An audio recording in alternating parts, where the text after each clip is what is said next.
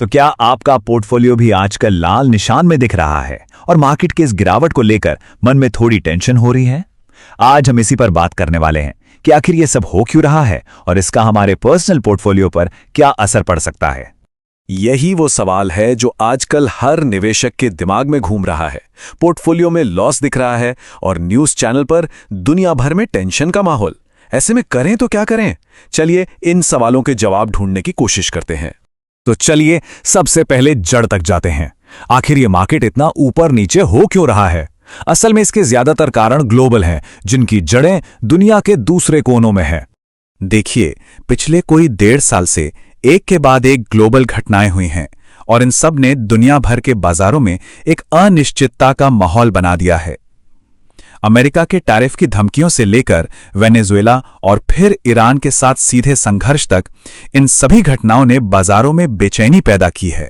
तो समझने वाली बात यह है कि शेयर बाजार शॉर्ट टर्म में, मतलब 1-2 साल की बात कर रहा हूं, सिर्फ कंपनियों के फंडामेंटल्स पर नहीं चलता, ये डर और लालच जैसी भावनाओं पर भी चलता है।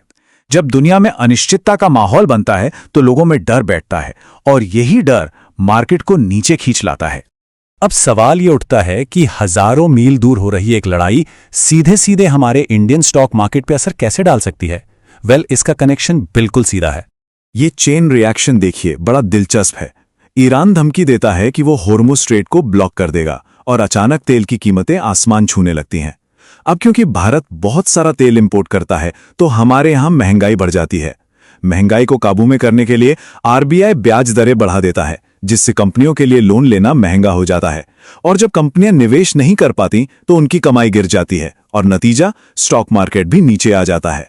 तो ये सारी बातें हमें उस सबसे बड़े सवाल पर ले आती हैं जो हर निवेशक के मन में है। इतनी नेगेटिविटी के बीच क्या ये मार्केट से पैसा निकालकर बाहर बैठने का सही समय है?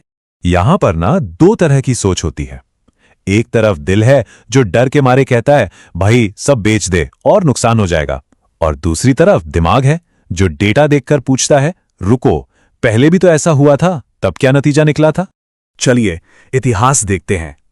2003 में जब इराक वॉर हुआ था तो निफ्टी शॉर्ट टर्म में 16% से ज्यादा गिर गया था।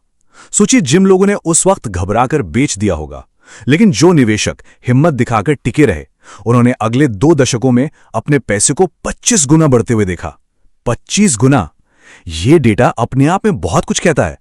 तो पॉइंट ये है कि ये जो शॉर्ट टर्म में मार्केट ऊपर नीचे होता है ना, ये असल में लॉन्ग टर्म में अच्छे रिटर्न कमाने की एंट्री फीस है। बाजार में हर साल 10-20% की गिरावट आना एक आम बात है, लेकिन लंबी अवधि में देखें तो ट्रेंड हमेशा ऊपर की तरफ ही रहा है।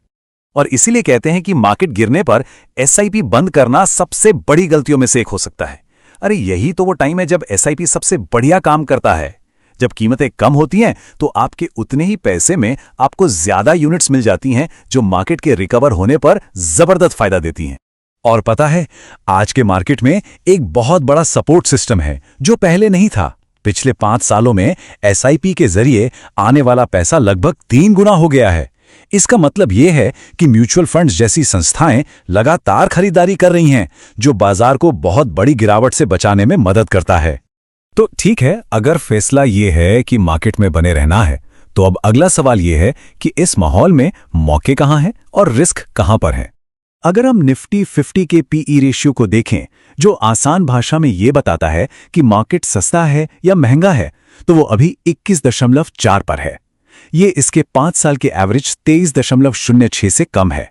इसका मतलब है कि पूरा बाजार अभी ओवर वैल्यूड नहीं है और किसी बहुत बड़े क्रैश की संभावना कम है।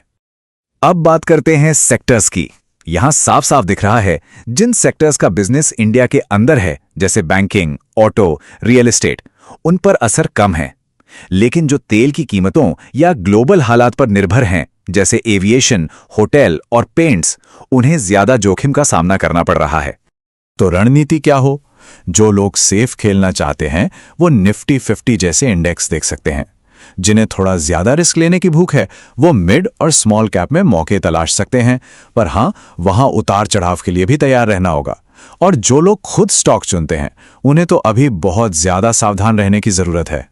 अच्छा, जब भी स्टॉक मार्केट में टेंशन होती है तो सबकी नजर सोने पर जाती है। पर रुकिए, सोने का खेल भी आजकल उतना सीधा नहीं है जितना लगता है। असल में ना सोना भी दो तरफा खींचतान में फंसा हुआ है। एक तरफ युद्ध की वजह से फिजिकल सप्लाई में दिक्कत है जो कीमत को ऊपर खींच रही है, लेकिन दूसरी तरफ अमेरिका में बढ़ती ब्याज दरों के कारण डॉलर मजबूत हो रहा है और यह सोने की कीमत को नीचे धकेल रहा है। इसी खींचतान की वजह से गोल्ड में इतना ज्यादा उतार चढ़ाव देखने को मिल रहा है। तो सोने से क्या सीख मिलती है? यही ही कि इसे शॉर्ट टर्म में पैसा बनाने का जरिया मत समझिए। इसे लॉन्ग टर्म मतलब 10-20 साल के लिए अपने पोर्टफोलियो का एक हिस्सा बनाकर चलिए और रोज रोज के रेट्स को नजरअंदाज कीजिए। शॉर्ट टर्म में इसमें सट्टा लगाना बहुत रिस्की हो सकता है। तो आखिर में सवाल यही बचता है कि इस अस्थिर बाजार में असली रिस्क क्या है? शॉर्ट टर्म के डर में आकर कोई गलत फैसला ले लेना, या फिर उस लॉन्ग टर्म रिकवरी को मिस कर देना जो इतिहास गवाह है कि हमेशा आती ही है। डेटा तो बार बार यही बताता है कि ऐसे मुश्किल समय में एक निवेशक का सबसे बड़ा और कीमती साथी उसका धैर्य ही होता है। उम्मीद है इस पूरी बातचीत से आपको अपने निवेश के बारे में सोचने में थोड़ी मदद मिली होगी।